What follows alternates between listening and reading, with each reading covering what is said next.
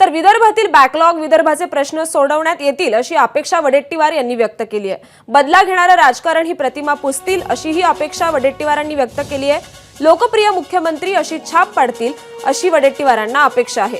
अजितदादा, एकनाथ शिंदे यांची उपयुक्तता संपल्यात जमा आहे असंही वक्तव्य वडेट्टीवार यांनी केलंय। आता अपेक्षा आहे, कारण मला वाटतं की त्यांना आता कुबळ्यांची गरज नाही। उलट ज्या कुबड्या आहेत त्या देवेंद्रजीवर विसंबून आहेत। त्यामुळे आता त्यांना फ्री हँड काम करायला कोणी थांबवू शकत नाही।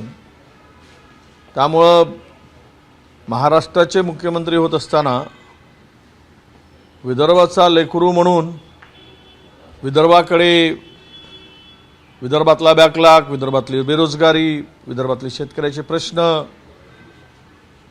रस्त्यांचा बॅकलॉग असेल, एज्युकेशनमध्ये फार मोठ्या प्रमाणात आपण मागे आहोत, या सगळ्या पातळीवर सगळ्या विषयाला घेऊन विदर्भाला न्याय मिळेल अशी अपेक्षा आपण ठेवूया।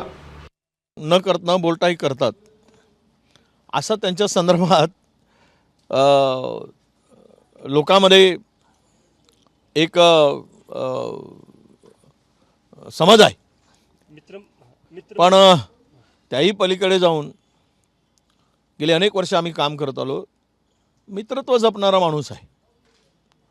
आता प्रत्येकजण स्वभाव असतो, आला अंगावर तर घेतलं शिंगावर। आमचाही स्वभाव तोच आहे, तसाच स्वभाव देवेंद्रजीचा आहे। एकूण इतक्या दिवसाच्या माझ्या अनुभवावरून सांगतो, त्यांच्या नवीन इनिंगला माझ्या मनापासून खूप खूप शुभेच्छा। राजकारणातला चेहरा, तरुण चेहरा, राजकारणामध्ये फार कमी दुसरे मुख्यमंत्री आहेत कमी वयामध्ये मुख्यमंत्री झालेले, ज्यावेळेस 2014ला झाले होते। आणि मी सांगितलं की एक अभ्यासू आणि प्रशासनावर पकड असलेला फार कमी नेते असतात, त्यामध्ये देवेंद्रजींचं नाव आहे। एक मित्र म्हणूनही आणि राजकीय शत्रू म्हणूनही दोन्ही बाजूने आवडणारा नेता म्हणजे देवेंद्र फडणवीस आहे। एबीपी माझा, उघडा डोळे बघा नीट।